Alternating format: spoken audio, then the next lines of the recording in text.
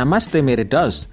Halo para CS ku semuanya, bagaimana kabarnya? Masih tetap sehat, masih tetap ganteng, keren, dan chance. Masih pakai sandal kanan dan kiri kan? Oke, nggak usah berlama-lama, kita lanjutkan part yang kemarin. Langsung saja, what's cow? Di awal video, Shin memperlihatkan di kediaman Yuko Otter. Pengkhianat, ucapkan. Pengkhianat? Tahukah kau aku sekhawatir itu aku padamu, ucap si Yuko kepada si Likan. Kau pengkhianat, selagi temanmu sengsara di dalam menara, kau menikah, membuat keluarga, dan menikmati hidup, ucap Likan. Selagi seseorang tersiksa di dalam menara, temannya hidup bahagia, memang bahkan dia berusaha mencariku. Apa benar dia mencariku? Apa dia bahkan bisa disebut teman? Aku berhasil keluar setelah 20 tahun, tapi bahkan tidak mengenali wajah temannya. Memang aku jadi tambah tampan. Ya meski begitu, itu membuatku depresi dengan memikirkan untuk inikah aku menjadi dewasa, ucap si Likan. Sialan, kata si Yuko di dalam hati. Kurasa aku tidak bisa merepotkanmu dengan tinggal di tempatmu, ucap Likan. Tidak apa, kau boleh tinggal di sini untuk sementara. Toh aku juga tinggal sendirian, ucap si Yuko. Maaf membahas topik yang menyedihkan. Semangatlah kawan. Zaman sekarang, cerai bukanlah hal yang buruk, ucap si Likan. Aku tidak bercerai. Istriku dia cuman ucap si Yuko belum selesai. Lalu dia membuat topik yang lain. Terserahlah, pindah topik lah. Ceritakan padaku apa yang terjadi di dalam menara itu. Sebaiknya tidak kuceritakan tentang Gan pada Sunjae dan Yuha. Mereka berdua jadi terlalu bersemangat ketika membahas Gan, ucap si Yuko di dalam hati. Waktu itu aku menahan disaster di luar menara, jadi tidak tahu apa yang terjadi. Kenapa Sen yang lain membawa kepala Crimson Eye, ucap si Yuko. Itu cerita yang sangat menyedihkan, ucap si Gan. Aku ditusuk dari belakang dan dilempar ke dalam jebakan. Itu jebakan tempat munculnya disaster tanpa henti, ucap si Gan. Di tempat yang dibanjiri disaster, Crimson Eye yang kupikir sudah mati malah hidup kembali, kata si Gan. Crimson Eye hidup kembali? Iya, ucap si Gan. Yang kita lihat bukanlah tubuh aslinya. Bahaya yang sesungguhnya itu sesuatu di dalamnya. Meski begitu, aku berhasil mengalahkan Crimson Eye. Namun masalahnya itu bukan Crimson Eye, melainkan administrator menara. Dia menghidupkan kembali disaster yang sudah mati.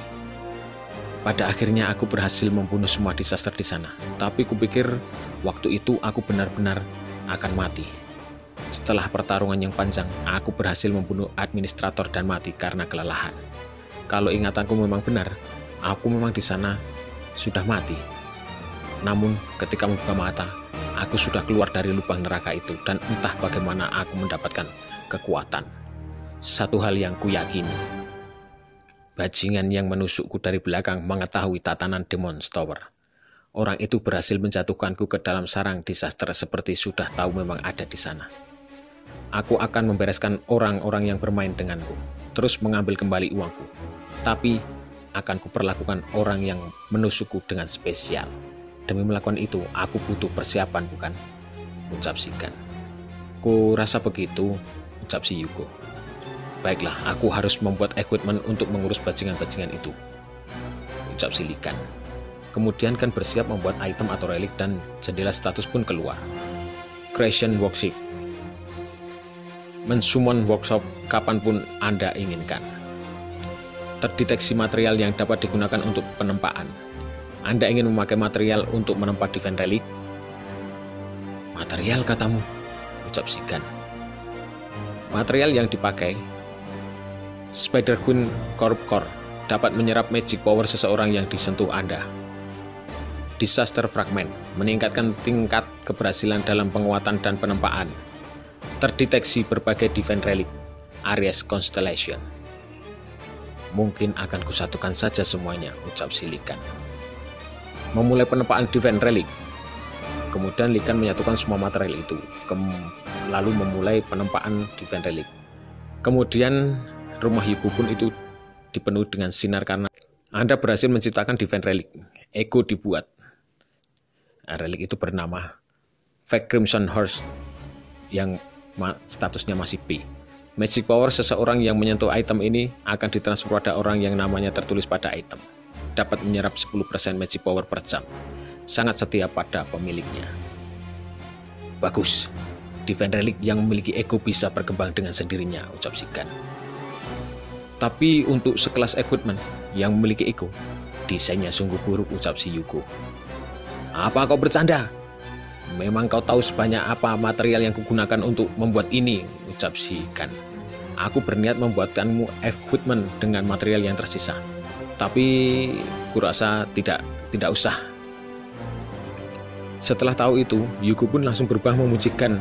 Padahal sebelumnya dia menghina Divine Relic buatan Lee Gan. Wah, sungguh desain yang elegan. Kau benar-benar yang terbaik dalam pembuatan Divine Relic kan? Yang kubilang buruk itu selera seni dan perlakuanku pada Divine Relic. Wajahnya tipe penjilat yang ingin dibuatkan relic ini. Ya, semuanya tergantung pada kelakuanmu. Tujuan pertama dalam bisnis ini memancing Shine, ucapkan. Caranya, Shine lain tak akan semudah itu meninggalkan Divine Card mereka, ucap si Yuko. Seharusnya ini sudah cukup untuk memancing mereka. Itu Divine Relic Aries, Golden Fleece Vault, kata si Yuko. Divine Relic yang kemarin diambilkan di kediaman Shine Aries. Golden Fleece Vault, tingkatnya adalah SS. Anda dapat menyimpan item sebesar apapun dan item akan digandakan kalau Anda membayar harganya. Royal Divine Relic dari semua Divine Relic. Bagaimana caramu mendapatkan barang yang cuma bisa dipegang oleh Yang Wei, ucap si Yuko. Taixo, karena kau ini Shine dari Constellation pengemis, aku membawa ini untuk digunakan sebagai dompet, ucap si Lee Gan. Itu bukan Constellationku, aku tidak pengemis, ucap si Yuko. Kau tahu kan, kalau Divine Relic kelas atas membutuhkan material yang lebih banyak dari yang biasa. Aku berniat membuat material menggunakan ini dan menciptakan banyak Divine Relic untuk dijual lagi, ucap si Lee Gan. Caranya, orang yang bisa mengaktifkan Divine Relic ini tidak ada di sini loh, ucap si Yuko. Apa? Kau tidak bisa menggunakannya? Ucap si Gan. Ayolah, sudah lupa kalau aku ini Shine Sagittarius dan itu milik Shine Aries, mana bisa aku membukanya? Oh, begitu. Kau benar juga ya, ucap si Gan. Tapi entah, kurasa kita bisa menggunakannya. Kita tidak bisa. Memang disayangkan, tapi kita harus cari cara lain, ucap si Yuko. Astaga, aku sudah mengirim pernyataan perang ke saluran berita, ucap si Gan. Kau mengirim kemana? Mirim apa? Ucap si Yuko. Kurasa akan kucari cara lain saja. Ya benar saja, apa yang kau kirim ke saluran berita, ucap si Yuko menegaskan kembali. Dasar bajingan Sinting. Kemudian Shin berpindah di Blue House Republik Korea di pemerintahan. Menyedihkan, kalian mempermalukan diri sendiri dengan tidak bisa membunuh laba-laba satupun. Sebaiknya kalian menjual jimat kesuksesan saja. Kenapa juga coba-coba mengatasi disaster? Ucap seorang, yaitu Oliver. Dia adalah Bishop Leo. Bishop Leo, jaga mulutmu, kata orang-orang yang lainnya. Kudengar Spider Queen dikalahkan oleh orang yang tidak diketahui. Apa Lee Gan yang sudah mati kembali atau bagaimana? Ucap si Leo. Cukup. Sebuah gelas pun pecah karena aurat. Ternyata dia adalah si Choi atau Bishop Gemini, Choi Sung Yu. Bishop Leo, kau pasti merasa terpikat dengan kepahlawanan Lee Gan, ucap si Bishop dari Gemini. Apa salahnya? Lee Gan sudah pasti bisa membunuh Spider Queen dengan mudah. Bukannya kau sudah menonton video pembasmian Rusia yang terkenal itu? Ucap si Oliver. Itu karena dia diperkuat oleh Shine lainnya. Bahkan semua senjatanya juga dari mereka, ucap si Choi. Dengan bantuan sebanyak itu, bahkan kami bisa melakukan yang lebih baik, ucap Choi menegaskan kembali. Jadi kalian tidak bisa membunuh Spider Queen karena kurangnya bantuan, ucap si Oliver mengejek. Akan kuluruskan ini, Spider Queen dibunuh oleh kami, para Gemini, melalui pengorbanan Templar rank S, ucap si Choi. Wah, kalian Gemini punya orang hebat seperti itu ya. Senang kalau bisa melihatnya, tapi tampaknya aku harus mencarinya di dalam perut Spider Queen, ejek si Oliver. Dan mereka berdua pun bersih tegang dan mengeluarkan aura masing-masing di depan presiden. Dan presiden pun berkata di dalam hati, sialan, sejak kapan Blue House menjadi tempat singgah orang barbar ini? Lalu kemudian datang seseorang dengan membuka pintu. Tuan Presiden, ini darurat, tolong nyalakan saluran beritanya di TV. Kemudian TV pun dinyalakan. Ini berita spesial. Beberapa saat yang lalu saluran berita kami menerima paket misterius, ucap seseorang di dalam berita. Di dalamnya ada foto yang merupakan sign Yang Wei dan sepucuk surat. Setelah pemeriksaan grafologi, dipastikan tulisan tangan ini 99% cocok dengan tulisan Li Kan. Begitu ucap penyiar berita. Lalu beralih lagi ke tempatnya si Yuko. Mikir apaan kau ini mengirim sesuatu seperti itu? Ucap si Yuko. Itu pernyataan perang. Aku memberitahu kalau kepala mereka hidangan selanjutnya. Dasar pencari perhatian, ucap si Yuko. Sudah menjadi masalah dengan kau membunuh Yang Wei. Tapi sampai mempublikasikannya. Wah, ucap si Yuko. Yang Wei? Dia tidak mati, ucap si Kan. Apa? Ucap si Yuko terkejut. Ya lebih tepatnya dia tidak benar-benar hidup juga sih, ucap si Kan. Lalu? Tada! Ini dia si Yang Wei. Ternyata Yang Wei disimpankan atau dipindahkan ke dalam boneka rabbit. Li Kan bajingan tengik, ucap si Yang Wei di dalam boneka kelinci itu. Jangan bilang itu Yang Wei, ucap si Yuko sambil melihat ke arah boneka rabbit itu, boneka kelinci yang di dalamnya tersimpan Yang Wei. Dan di dalamnya Yang Wei meronta-ronta. Tidak lepaskan aku, tetapi tidak terdengar oleh si Yuko. Skill yang kupunya tambah kuat berkat XP yang kudapatkan dari pertarunganku waktu itu juga memungkinkan untuk mengurung tubuh astral Yang Wei dengan mencampur jiwanya, ucap si Kan. Budak nomor 2, sedang apa kau tidak memberinya salam kepada Yuko, ucap si Kan. Jadi skill dari si Kan yang bernama Sense 13 bisa untuk mengurung tubuh astral seperti yang dilakukan dia kepada si Yang Wei. Apa sesuatu seperti itu juga bisa dilakukan, kan? Ucap si Yuko. Apa yang lalu dipotong oleh si Kan? Itu tidak penting. Lihatlah, coba lihat ini. Si Kan memperlihatkan sebuah dagger. Itu dagger pada awal part yang menusuk Li Kan di dalam menara iblis. Wah, apa ini? Ucap si Yuko. Dagger yang menusuk punggungku. Iya, item itu yang membuatku terjatuh ke dalam jebakan, ucap si Kan. Dagger yang menuntunkan menemui kematiannya. Kalau dilihat dari polanya, ini bukan dagger biasa, ucap si Yuko di dalam hati. Kalau kau ditusuk, bukankah itu berarti pelakunya si Yang Wei? Ucap si Yuko. Kalau memang sudah begitu, sudah kuseret dia menemui kematiannya. Itu bukan si Yang Wei, ucap si Kan. Kalau begitu aku akan kembali setelah ke pertokoan Divine Relic, ucap Kan. Pertokoan Divine Relic? Kenapa ke sana? Ucap si Yuko. Kata si culun ini, dia pernah melihat pola dagger itu di pertokoan, ucap si Kan sambil menunjukkan si Yang Wei yang ada di boneka kelinci tersebut. Setelah si Kan meminjam pakaian dari si Yuko, dia mulai bersiap untuk pergi ke toko Divine Relic. Kalau begitu, kupercayakan penjagaan rumah padamu, budak kedua, ucap si Yuko kepada si Yang Wei. Kedua?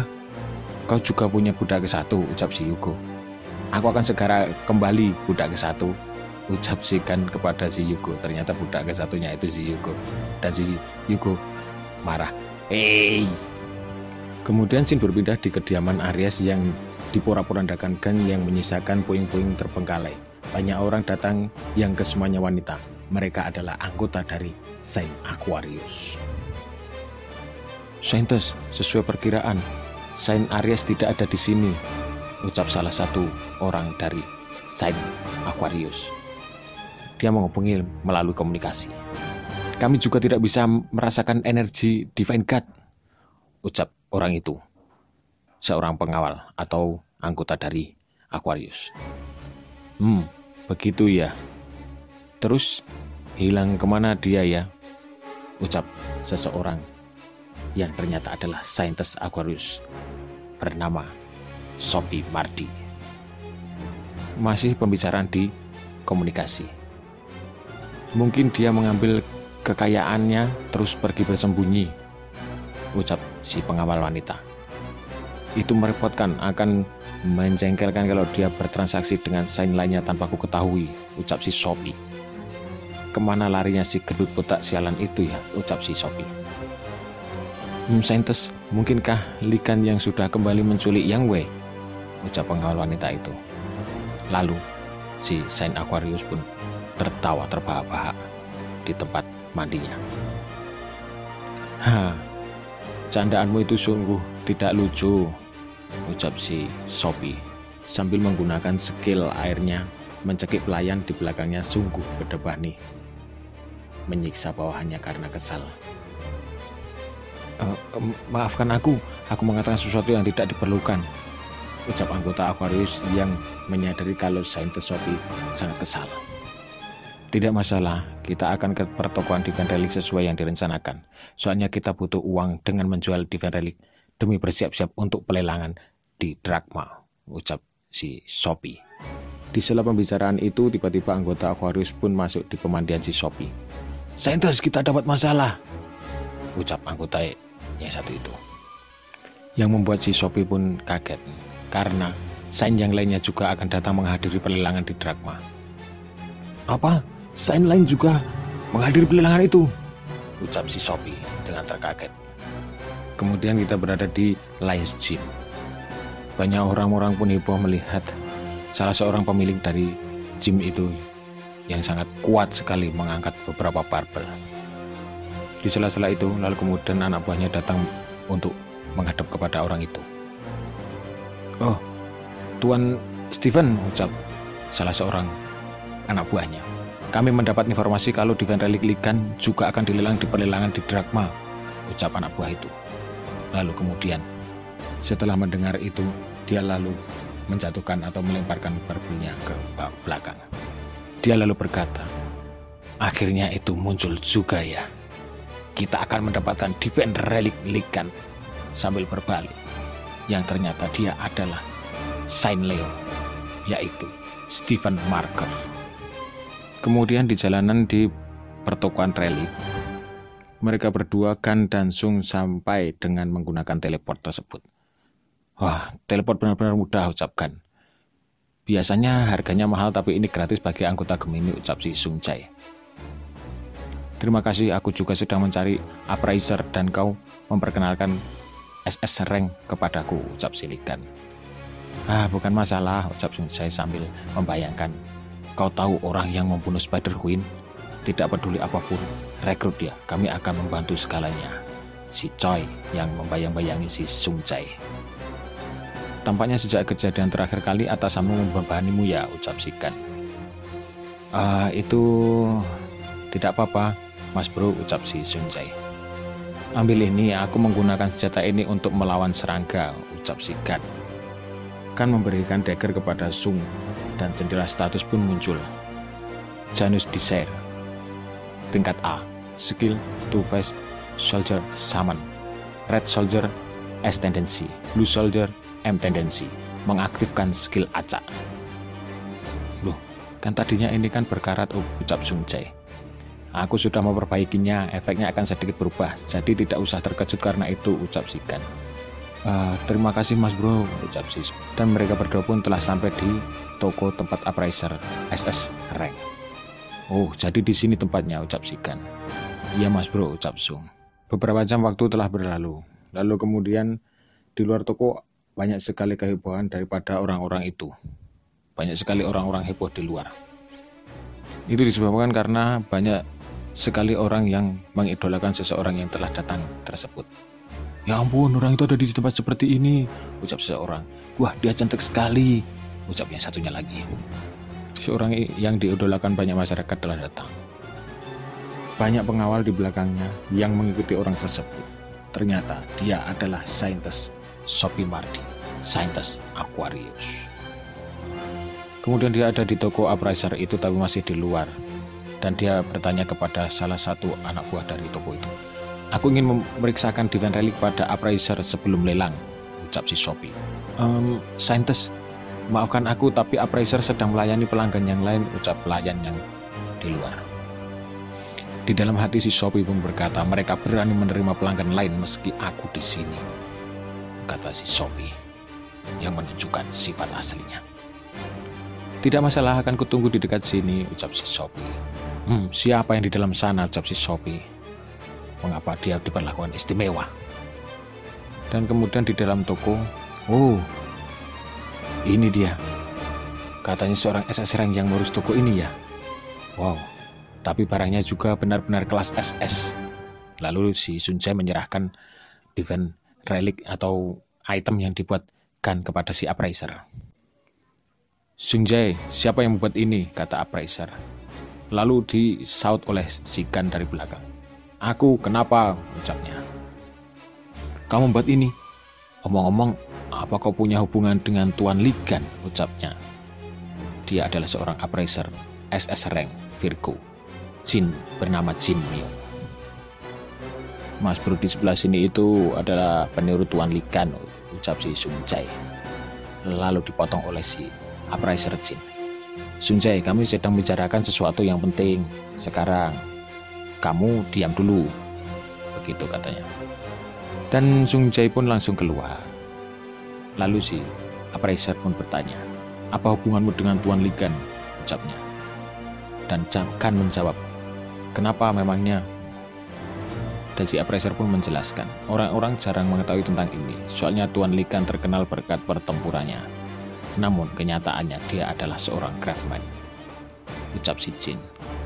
Tapi item yang kau bawa ini, aku sudah melihat banyak tiruan, tapi kali ini berbeda, bisa kurasakan sentuhan tangan Tuan Lee Gan, ucap si Jin. Oh, tampaknya kau sangat mengetahui tentang Lee Gan ya, ucap si Gan. Tentu aku tahu, ucapnya, karena aku muridnya yang sangat dihargai, sambil tersipu-sipu malu. Aku tidak bisa memahaminya karena tulisannya tidak bisa dibaca, tapi kurasa ini catatan yang dipenuhi ide-idenya. Tidak habis pikir aku mendapatkan sesuatu yang seberharga ini, ucap si Jin. Namun, kurasa catatan ini akan menjadi bantuan besar untuk pemuda sepertimu daripada aku, ucap si Jin. Dan memberikan catatan itu kepada Lee Gan. Ambil ini. Setelah catatan itu dipegangkan, lalu muncul jendela status. Catatan yang tertidur bereaksi kepada magic power tuanya. Di bawah pengaruh magic power Ophiuchus, catatan berubah menjadi Divine Relic. Ya ampun, ini Divine Relic Memory Type. Jadi ini adalah, catatan itu adalah memory type. Tuan Lee Gan pasti memasukkan skill ke dalamnya semasa dia masih hidup, ucap appraiser Jin sangat terkejut. Lalu terdengar suara dari pelayan toko itu yang memotong keterkejutan dan kebahagiaan melihat catatan itu. Tuan Jin, terjadi sesuatu yang buruk, ucap si pelayan toko. Ada apa? Ucap si Jin. Ada saintis di luar, ucap pelayan toko. Keributan itu terjadi karena saintis sangat terkenal dan banyak yang mengidolakannya karena kecantikannya, padahal mereka tidak tahu hati si saintis yang sesungguhnya. Cih, keributan apa ini cuma gara-gara ada saintis, ucap si Jin. Saintis, ucap si Gan kebingungan. Sun Jae yang di luar pun melihat saintis tersebut dan berkata di dalam hati, Sophie Mardi, bukankah saintis cuma pernah muncul ketika acara resmi? Soalnya ku dengar meninggalkan gereja nasional saja sudah merepotkan, ucapnya dalam hati. Dan Sophie pun ingin menerobos masuk karena dia sudah bosan untuk menunggu. Menunggu lebih lama cuma akan buang-buang waktu. Aku akan masuk untuk bicara langsung dengannya, ucap si Sophie Mardi. Appraiser sialan, harus membeli Divine Relic dengan harga yang tinggi supaya kami punya dana untuk lelangan dragma. Tapi mau sampai kapan dia membuat kami menunggu, ucap si Sophie. Saintis, masih ada pelanggan di dalam, ucap si pelayan. Pelanggan mana yang membuat mereka sampai memperlakukanku seperti ini, ucap si saintis yang menerobos masuk ke toko itu. Mari lihat wajah orang ini. Dan setelah masuk, Sophie pun terkejut akan ketampanan Gan.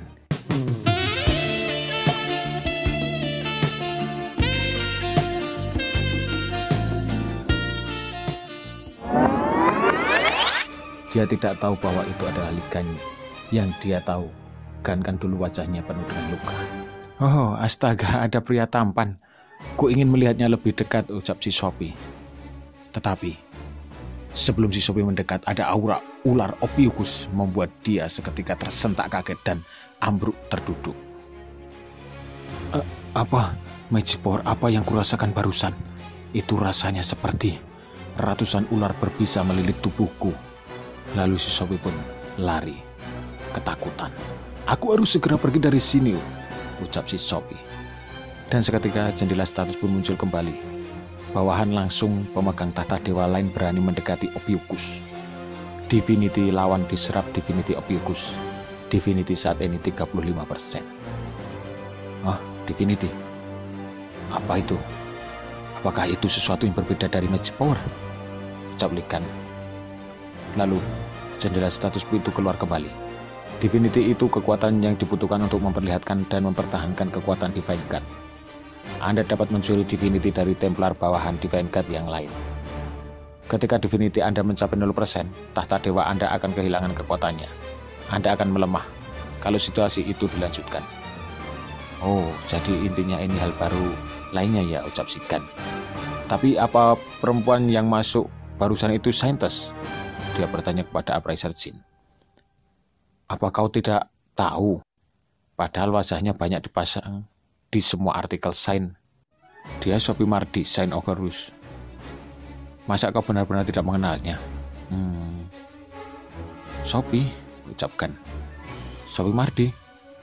Lalu Sigan pun tertawa. Aku penasaran apa yang membuat orang itu dipuja-puja sebagai saintis, tapi rupanya si saintis itu dia ya. Perubahannya benar-benar nyata, pantas saja aku tidak menyadarinya, ucapkan. Dia dulu memang tidak terlalu jelek, tapi sungguh dia menjadi tambah cantik. Namun meski penampilannya luarnya berubah seperti itu, bukan berarti sifat busuknya hilang, ucap Sigan. Kalau mengkategorikan dalam sesuatu yang tidak disukai, mulai dari tulang ikan, hama, dan limbah, Sophie itu adalah hama, itu menurut si Lycan, penilaian si Lycan. Dia di tingkatan yang bahkan tidak bisa disebut manusia. Baginya perawatan kulit sehari-hari itu lebih penting dibandingkan nyawa manusia. Aku sungguh tidak mengerti entah kenapa orang-orang menganggap perempuan itu saintis pengampun dan pengorbanan, padahal sifatnya itu egois dan licik, ucap si Appraiser Jin. Oh, kau tidak sepenuhnya buta ya, ucap Sigan. Ini karena dia penyembuh Tuan Lycan. Menggunakan itu sebagai alasan, dia berusaha mengambil semua kekayaan yang beratasnamakan Tuan Lycan. Tapi Saint yang lain juga menginginkannya. Jadi, sekarang itu diatur oleh pemerintah, ucap si Appraiser Jin. Mereka berusaha mengumpulkan uang dengan namaku. Brengsek, ucap Sigan di dalam hati. Tapi sepertinya dia memanggil namamu barusan. Mungkinkah kau kenal saintis? Ucap si Appraiser Jin. Tentu, aku kenalannya. Kami teman lama, ucap Sigan.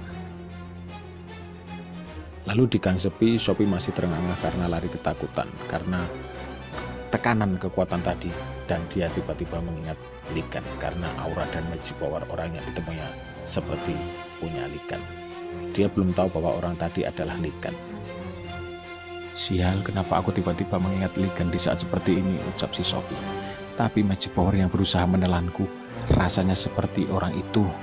Kembali ke tempat Appraiser dan selidiki orang di dalam sana. Dimengerti, harus kami apakan Appraisernya? Bunuh saja mereka semuanya, kata si Sophie. Namun orang itu Appraiser yang dihargai oleh Constellation Virgo. Kita juga harus menjual Divine Relic, ucap si bawahan kepada Sophie. Seseorang Appraiser yang membuat Saint menunggu, atau seseorang pria yang memicu trauma Saint. Mereka berdua sudah tidak sopan, ucap si Sophie. Bahkan kuberikan Divine Relic dan kupinjamkan kemampuan Divine God padamu, ucap si Sophie. Tapi Nona, Sophie menggunakan kemampuan di zona netral. Apa maksudmu kamu tidak mendengarkan perintahku? Ucap si Sophie sambil memberikan kalungnya atau Divine Relic miliknya. Tidak mungkin begitu. Kehendak Saint juga kehendak Divine God, ucap bawahan sambil menerima Divine Relic milik Sophie. Oke, terima kasih bagi kalian semuanya yang sudah menonton video ini. Jangan lupa like, comment, share, and subscribe. Sampai jumpa di video selanjutnya. See ya!